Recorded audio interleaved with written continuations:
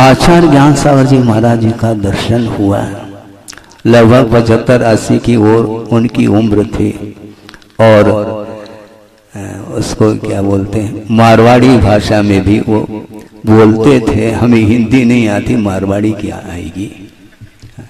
फिर भी बैठ जाते थे जैसे आप लोग बैठे हैं, उस बीच में हम भी बैठ जाते थे, योग सागर जी भी बैठ जाते थे। और क्या बोलते ये बात बिल्कुल समझ में नहीं आती और आएगी भी नहीं। वो उम्र भी अल्प है और लौकिक ज्ञान भी जब विशिष्ट नहीं है तो परमार्थ संबंधी बात कैसे समझ में आ सकती है? नहीं आती। नहीं भी आए कोई बाधा नहीं, किंतु वो शब्द यदि कान में प्रविष्ट हो जाए तो कुछ तो शब्दों का प्रभाव तो पड़ता है। प्रभाव की बात चल रही थी, 2 दिन से चर्चा वही चल रही। प्रभाव पड़ता है, धीरे धीरे धीरे ज्ञान का विकास होता है और उसमें अपने को ज्यादा आकुलता नहीं करनी चाहिए। गुरुदेव का बार बार ये कहना रहता है, आकुलता न करें किंतु साथ साथ प्रमाद भी न करें। ये 2 चीजें हैं। प्रमाद करेंगे तो फिर लक्ष्य तक पहुंच नहीं पाएंगे और आकुलता करेंगे तो भी व्यवधान उपस्थित होता है। इसलिए सहज गति से आप निरंतर पुरुषार्थशील बने रहें। तो यही पंक्ति साधक के लिए भी लिखी गई है, ज्ञान ध्यान तपो रक्त, ऐसा कहा। ज्ञान में और ध्यान में, तप में वह अनुरक्त रहता है। निरंतर उसका उपयोग, साधक का उपयोग उसी ओर रहता है। अन्यत्र यदि उपयोग गया तो वह उस क्षण में तो वह साधक नहीं माना जाएगा, क्योंकि साधक का उपयोग निरंतर लक्ष्य की ओर रहता है। और गुरुदेव का बार बार हम लोगों के लिए संबोधन यही रहता है कि देखो, श्रमण तो बन गए हो, पुण्य के उदय से नहीं, साधसे पुण्य के उदय से ये लाभ हुआ है, दिगंबर अवस्था प्राप्त हुई है। किंतु उस उपकरण को, उस उपकरण की सुरक्षा करो। और यह यथाजात जो लिंग है यह करण नहीं है, यह उपकरण है। करण में और उपकरण में बड़ा अंतर होता है। जैसे ये आंखें हैं जिसके माध्यम से वस्तु का अवलोकन किया जाता है, किंतु उन आंखों में कोई गड़बड़ी मिस्टेक हो जाए तो क्या लगाते हैं आप लोग? नयन के समीप है, जिसको उपनयन बोलते हैं। किंतु वह उपनयन करण का काम नहीं करता, करण के लिए सहयोग प्रदान करता है, इसलिए उसको उपकरण की संज्ञा दी गई है। इसी प्रकार कुंद कुंद स्वामी ने यथाजात जो लिंग है यह करण नहीं, किंतु करण के लिए सहयोग प्रदान करने वाला यह उपकरण माना जाता है। बहुत अच्छा प्रसंग, हमें संस्मरण समझ ले इसको, क्योंकि संस्मरण कहने से आप लोगों को संतुष्टि मिलती है, तो इसको हम संस्मरण कह देंगे, बाधा नहीं है हमें। और आचार्य महाराज संघ सहित नैनागिरी में लगभग 3 उनके चातुर्मास हुए हैं और उसमें शायद 78 का वह प्रसंग होता है अथवा 82 और 81, 2 चातुर्मास लगातार और हुए। तो प्रसंग ये है कि 10 लक्षण पर्व चल रहा है और प्रतिदिन तत्पर सूत्र के ऊपर अर्थ सहित वाचन आचार्य महाराज करते और मध्याह्न में एक एक धर्म पर प्रवचन निरंतर वो दे रहे हैं। और प्रवचन के उपरांत जब आचार्य भक्ति का समय आता है अपराह्न वेला में, उस समय आचार्य भक्ति हो जाती है। उसके बाद कुछ विद्वान लोग बैठ जाते हैं और जनता भी बैठ जाती है। और एक विद्वान ने गुरुदेव के चरणों में ये जिज्ञासा व्यक्त की कि महाराज आपकी क्या धारणा है, किस विषय में? मोक्ष मार्ग के विषय में आपकी धारणा क्या है महाराज? मोक्ष मार्ग कितने प्रकार का हो सकता है? तो गुरुदेव ने कहा, मेरी धारणा मत पूछो, तुम अपनी धारणा बता दो। मोक्ष मार्ग कितने प्रकार का होता है। तो उस विद्वान ने रेफरेंस देते हुए स्पष्ट किया कि महाराज मोक्ष मार्ग 2 ही प्रकार का होता है, और उन्होंने उदाहरण देते हुए वह कारिका दी, वह अभी भी हमें स्मरण में है, आपके सामने रख रहा हूं। शायद अमरचंद सूरी की वह उनका जो ग्रंथ तत्वार्थ सार है उसमें वह प्रसंग आता है। निश्चय व्यवहाराभ्याम मोक्ष मार्गो द्विधास्थितः, क्या कहा? निश्चय व्यवहाराभ्याम मोक्ष मार्गो द्विधास्थितः तत्राद्य साध रूपस्यात् द्वितीय तस्य साधनम, ऐसा कहा। मोक्ष मार्ग महाराज 2 प्रकार का है, एक निश्चय मोक्ष मार्ग जो साधि रूप होता है, और व्यवहार मोक्ष मार्ग उसका साधक होता है। तो गुरुदेव ने सुन लिया, बात तो पक्की है और विद्वान है, और साथ साथ रेफरेंस और दे रहे हैं। फिर भी पंडित जी अभी आप भूल में हैं। अच्छा, इस पंक्ति में अभी भी संदेह है क्या महाराज? इसमें कोई संदेह नहीं, किंतु और भी कुछ बात है जो आपकी दृष्टि नहीं जा रही है, जो मेरी दृष्टि जा रही है। वस्तुतः मोक्ष मार्ग 2 प्रकार का जो कहा है, वह आत्माश्रित मोक्ष मार्ग की अपेक्षा से मोक्ष मार्ग के 2 भेद है। एक व्यवहार मोक्ष मार्ग जो कि वह भी आत्माश्रित है, और निश्चय मोक्ष मार्ग भी आत्माश्रित है। अर्थात व्यवहार मोक्ष मार्ग भेद रत्नत्रय आत्मक है, और निश्चय मोक्ष मार्ग अभेद रत्नत्रय आत्मक है। इसलिए ये दोनों भावाश्रित है अथवा आत्माश्रित है। किंतु शरीराश्रित जो मोक्ष मार्ग है उसको कुंद कुंद देव कह रहे हैं, जहजाद रूप धरो, ऐसा कहा। वैरणम जन्मग्रे लिंगम जहजाद रूप मिधि भणिदम गुरु वैनंते विनवो सुत्त जैनम च निर्दिष्टम, इस प्रकार कुंद कुंद का कहना है। यथाजात जो लिंग है वह उपकरण के रूप में स्वीकार किया है, जो कि दिगंबरत्व को सूचित करता है। जिनलिंग बोलते हैं क्योंकि जिनेंद्र भगवान ने भी इस लिंग को स्वीकार किया था। अपवाद नहीं है इसमें कि तीर्थंकर हैं इसलिए वह सवस्त्र मुक्ति उनको मिल जाए, संभव नहीं। उन्हें भी दिगंबरत्व रूप जो लिंग है उसको अंगीकार करना पड़ेगा, जिसको द्रव्यलिंग की संज्ञा दी है। और गुरुदेव ने ये कहा था प्रसंग में, बिना बारा का वह प्रसंग, ज्यादा समय न हो जाए, मैं और संक्षेप कर रहा हूं कि इससे ज्यादा संक्षेप करने से फिर अर्थ अधूरा न रह जाए प्रसंग, इसलिए थोड़ा सा समय तो चाहिए, और थोड़ा भी हो तो भी उसमें असंख्या समय तो व्यतीत हो ही जाएंगे, इसमें क्या दिक्कत है। तो उन्होंने ये कहा था कि देखो गुणस्थान का संकल्प नहीं हो सकता। क्या कहा? गुणस्थान का संकल्प संभव नहीं, किंतु व्रतों का संकल्प होता है यम के रूप में, और महाव्रत अंगीकार किए। शरीराश्रित या मोक्ष मार्ग, इसको उपचार मोक्ष मार्ग की संज्ञा दी है। नग्गो न मोक्ष मग्गो, ऐसा था, और नग्गो ही मोक्ष मग्गो, नग्नता ही मोक्ष मार्ग है, और मात्र यदि द्रव्यलिंग है तो वह मोक्ष मार्ग नहीं हो सकता। इसलिए नग्गो न मोक्ष मग्गो, नग्नता मात्र मोक्ष मार्ग नहीं, किंतु भावलिंग जो है वह नग्नता वस्तुतः मोक्ष मार्ग है। इसलिए व्रतों को अंगीकार किया है, संकल्प लिए हैं, चाहे वह अनुव्रत के रूप में हो चाहे महाव्रत के रूप में हो। उन संकल्प, जिनका संकल्प लिया है उसको निर्दोष पालन करते हुए अपने को जीवन व्यतीत करना है।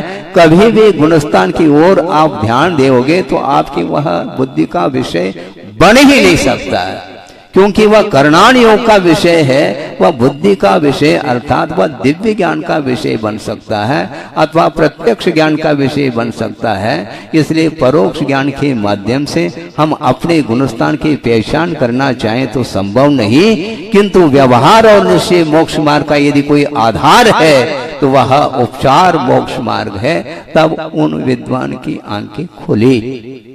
उन्होंने कहा कि महाराज हमारी दृष्टि इस ओर गई नहीं है। जा कैसे सकते, क्योंकि आप सवस्त्र हो, वस्त्रधारी की दृष्टि दिगंबरत्व की ओर नहीं जाती। हाँ, वो भूल जाते हैं, क्योंकि दिगंबरत्व को अंगीकार करना आसान थोड़ी। जहां कठिनाई होती है वहां भूलने में बात आती है, और जो सरल सरल बातें याद रह जाती है। तो गुरुदेव का बार बार श्रवण संघ के लिए अथवा सभी के लिए उनका यही कहना है कि सात से पुण्य के उदय से ये दिगंबरत्व मिला है, किंतु शरीर आश्रित जो मोक्ष मार्ग है इसको सुरक्षित रखना है। शरीर के माध्यम से पालन करने में आने वाले जो गुण हैं वे 28 मूल गुण हैं, और 28 मूल गुणों का निर्दोष पालन करने का संकल्प लिया है, और इस संकल्प को निरंतर यह यम माना जाता है, नियम नहीं है।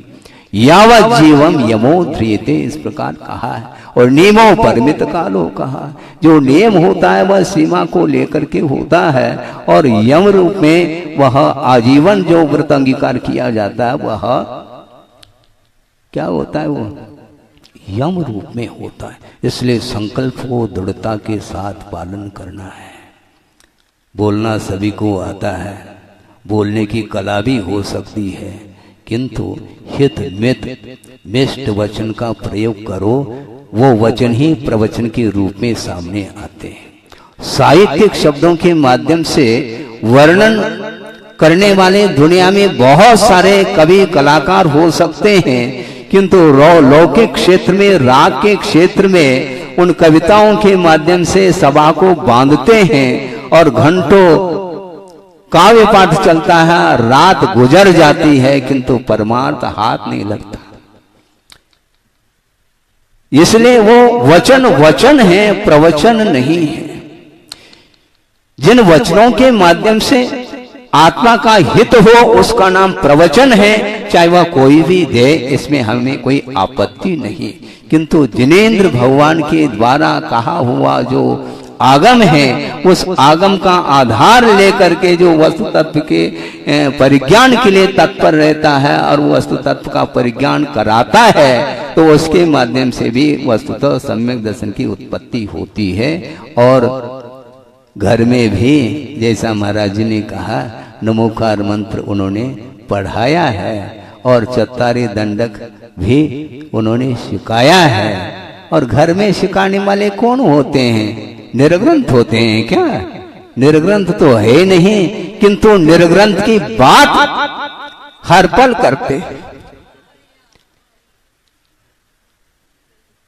जो निर्ग्रंथ दिगंबर अवस्था की चर्चा निरंतर प्रतिपल करते हैं, उन्हीं को दिगंबरत्व धारण करने का अवसर भी प्राप्त होता है।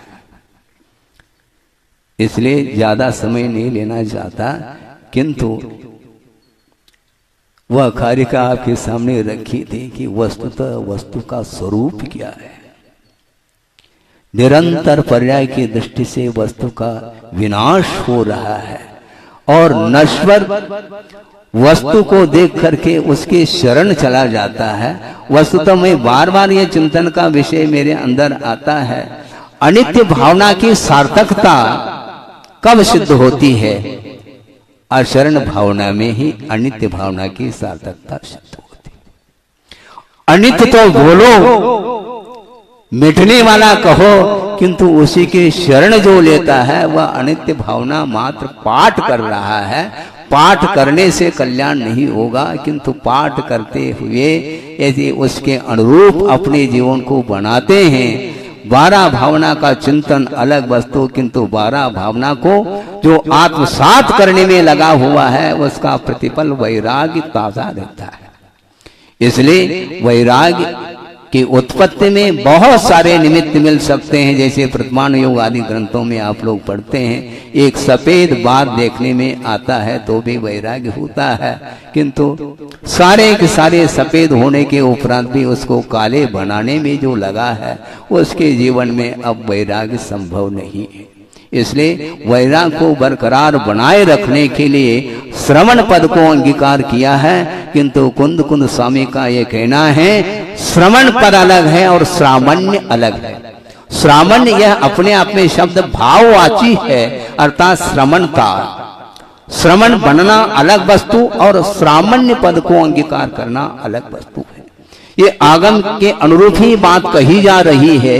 जिन लिंग को अंगीकार किया है, एक अभव्य ने एक भव्य मिथ्या दृष्टि भी हो सकता है अथवा अभव्य जीव भी हो सकता है, जिसने अपने जीवन काल में जिन लिंग को अंगीकार किया है, इसके उपरांत भी वह पूर्व कोटि तक भी मानव जीवन व्यतीत कर ले और 11 अंग 9 पूर्व तक भी ज्ञान का विकास संभव है, इसके उपरांत भी एक भी प्रकृति का संवर वह नहीं कर सकता। क्यों? क्योंकि वह सम्यक दर्शन से वंचित है।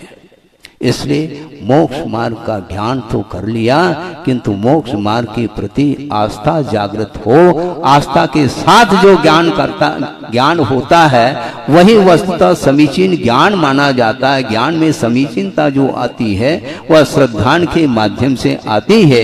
इसलिए सच्चे देव गुरु शास्त्र की आराधना समर्पण भाव के साथ, आस्था के साथ, श्रद्धा के साथ, आदर और भक्ति के साथ करते हैं तो निश्चित रूप से जो अंगीकार किया हुआ जो श्रमण पद है वह द्रव्य लिंग के रूप में स्वीकार किया है, किंतु वह निर्दोष रहता है तो निश्चित रूप से श्रमणता उसके अंदर आ सकती है, जो कि भावात्मक लिंग माना जाता है। इसलिए आधार को सुरक्षित रखो, तभी वह आधे आत्मक भाव लिंग आ सकता है। और भाव लिंग की उपासना हमें करनी है। और कर्म सिद्धांत आदि ग्रंथों में भी बात आती है, 32 वारायम कहा, 32 बार वह संयम को अंगीकार करता है। इससे ज्यादा बार संयम को अंगीकार करने की आवश्यकता नहीं पड़ती, किंतु संयम के अभाव में जो जिनलिंग धारण किया है संसारी प्राणी ने, वह अनंत बार अंगीकार किया। इसके उपरांत भी उसका आधार तो है, किंतु वह आधेय नहीं है, क्योंकि जो आधेय होता है वह आत्माश्रित होता है, भावाश्रित होता है। इसलिए भावलिंग की सुरक्षा की बात कही जा रही है। बात समझ में आ रही कि नहीं? कठिनाई तो नहीं जा रही भाषा की दृष्टि से, क्योंकि अपने पास साहित्य तो है ही नहीं है। आगम के अनुरूप बात कही जा रही है, वह रुचना चाहिए। हाँ, रुच रहा है, क्योंकि जो रुचि है वह भी सम्यक्त माना गया है। समंतभद्र स्वामी ने रुचि शब्द का प्रयोग किया सम्यक्त के प्रसंग में, निकांक्षित अंग के प्रसंग में उन्होंने रुचि शब्द का असंशया रुचि कहा। बिना संशय के आस्था जागृत हो जाए वह सम्यक तो माना जाता है। ज्यादा समय मेरे पास नहीं है और बहुत सारा विषय हो सकता है, किंतु भाव लिंग की उपासना हमें करनी है। और उसके लिए यदि कोई अनन्य कोई साधन है तो वह उपचार मोक्ष मार्ग के रूप में वह द्रव्य लिंग गुरुदेव के कर्ण कमलों से ये मिला है। और उनका ये कहना है कि देखो, द्रव्य लिंग तो तुमने अंगीकार कर लिया और तुम्हारे पास 7 से पुण्य का उदय था और उसमें मात्र मैं निमित्त हूं। देखो लघुता तो देखो, उन्होंने इतना विशाल संघ का निर्माण करने के उपरांत भी मैंने किया। इस प्रकार उनके अंदर क्षण भर के लिए भी परिणाम नहीं आते। ये क्यों? इसलिए आचार्य ज्ञान सागर जी महाराज के द्वारा उनकी दीक्षा हुई थी, खेल थोड़ी। ज्ञान सागर जी महाराज के चरणों में उनका जो समय व्यतीत हुआ वह ज्यादा समय व्यतीत नहीं हुआ, मात्र अधिकतम 5 साल व्यतीत हुए, जिसमें कि 1 साल ब्रह्मचर्य अवस्था में और अंतिम 1 साल सल्लिकना के रूप में, और बीच में 3 साल उन्हें अध्ययन करने के लिए अवसर मिले। और निर्ग्रंथ अवस्था को धारण करके जो रत्नत्र की उपासना की है भावलिंग के साथ, तो वह ज्ञान बढ़ता ही चला गया, बढ़ता ही चला गया और वह कभी खत्म नहीं होने वाला। जिस समय प्रवेश हुआ 3-4 ब्रह्मचारी लोग थे, जिसमें नियम सागर जी और योग सागर जी भी थे। हमारे साथ ही आए थे वो योग सागर जी, और जो नियम सागर जी मेरे ख्याल से 2.5-3 महीने पूर्व पहुंचे थे।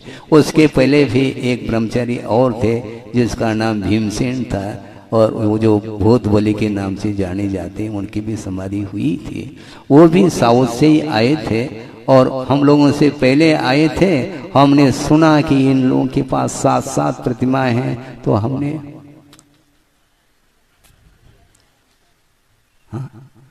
7 प्रतिमा हैं, इसलिए उनके साथ ही रहना है हमें।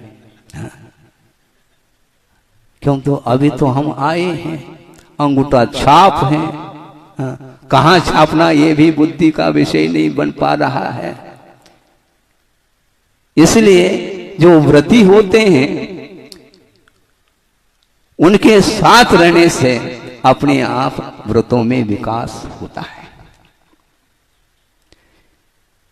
ये बिना समर्पण के संभव नहीं है। और गुरुदेव ने हमारे लिए स्थान दे दिया। नर्सरी भी ओम शांति, नर्सरी, सरासरी क्या बोलते हैं, नर्सरी कुछ भी नहीं आता है। इसके उपरांत भी उनका कहना है शुरुआत में सबकी ऐसी ही अवस्था होती है, इसलिए धैर्य रखना चाहिए। धैर्य का अर्थ क्या होता है ये भी हमें मालूम नहीं, रखना तो है, हाँ रखना है। जिस प्रकार वो कहते चले गए, संकेत देते चले गए, उस प्रकार हम लोग करते गए और आज यह दृश्य देखने को मिल रहा है। वह संख्या कहाँ तक पहुँच गई, अनगिनत संख्या पहुँची है, आरिकाओं की भी और श्रमणों की भी, शुल्लकों की भी और व्रतियों की भी। ये सारा का सारा परिवार किसका है? गुरुदेव का परिवार है। और वह बार बार हम लोगों को कहते थे यह परिवार मेरा नहीं, आचार्य ज्ञान समाज।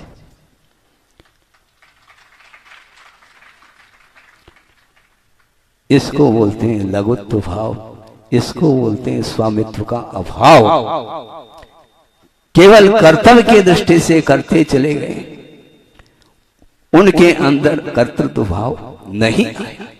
और उन्होंने यही कहा कभी भी कर्तृत्व भाव लाओगे निश्चित रूप से पतन है। इसलिए हमें कर्तृत्व भाव नहीं लाना, किंतु उन्होंने जो संकेत दिए हैं, उन्होंने जो आदेश दिए हैं, उन्होंने जो निर्देशन दिए, उन्होंने जो आशीर्वाद दिया है, उसको निरंतर सफल बनाने में अपने को पुरुषार्थ करना है। हाँ, इस प्रकार आचार्य ज्ञान साहब जी महाराज के समाधि दिवस के उपलक्ष्य में उनको तो ज्यादा हम नहीं देख पाए जिस रूप में देखना चाहें, क्योंकि बुद्धि थी नहीं, खेल कूद में लगे रहते थे। भले ही दर्शन करते थे, किंतु उस अवस्था में बाल्य अवस्था है, बालपने में ज्ञान न लहो ये बोलते हैं, वही दशा हम लोगों की थी। किंतु उच्च कुल में पैदा होने से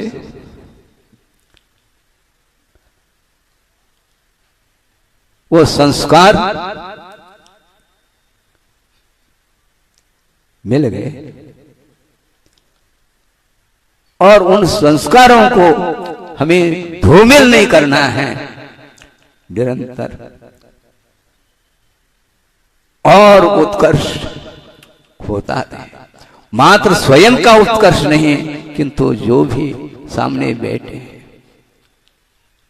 उनका भी उत्कर्ष हो, उनका विकास हो, उनकी उन्नति हो, इस प्रकार की भावना निरंतर होनी चाहिए। इसके माध्यम से ही दर्शन विशुद्धि व और भावना जागृत होती है।